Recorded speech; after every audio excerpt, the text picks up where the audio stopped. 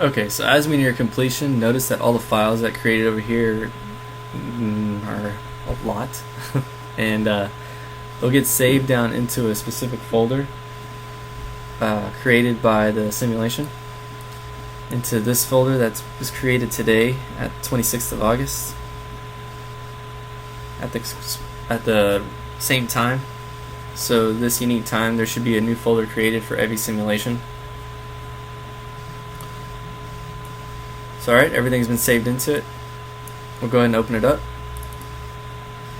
Alright, so for each interval, you can notice that there's an input file right here. This is an output file in Excel format. And then for each interval, there's also a model that shows the limit constraints and which ones have been reached and which ones have not been reached.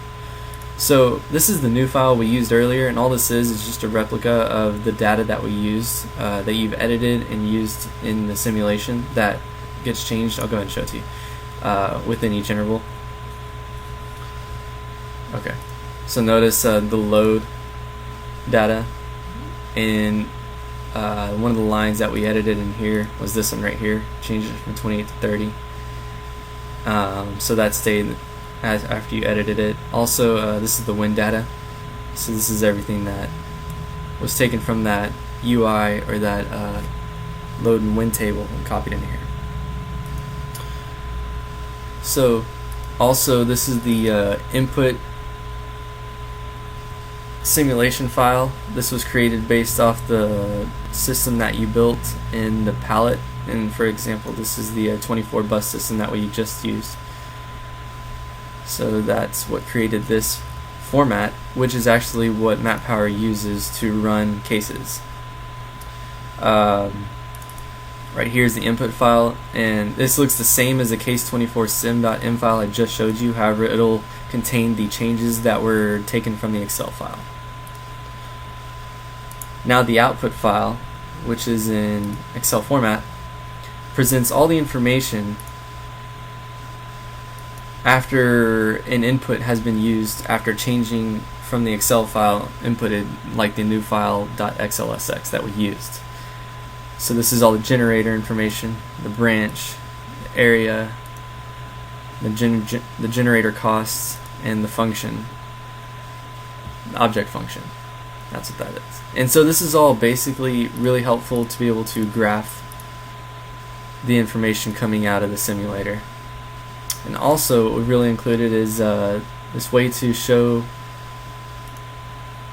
what limits have been reached over what branches. Now the reason these are all shown as black blocks is because it's not in the correct folder, but it's in the folder of your simulation, which is helpful to note because you want the current data, the data that's pertaining to that simulation, all together in one location. However, if you have it outside of it, you may get confused about which it belongs to which simulation.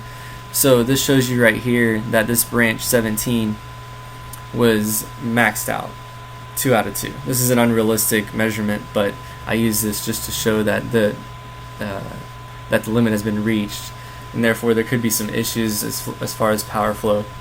And so it kind of gives you an insight as to what could be the issue for wind curtailment or any power loss factors.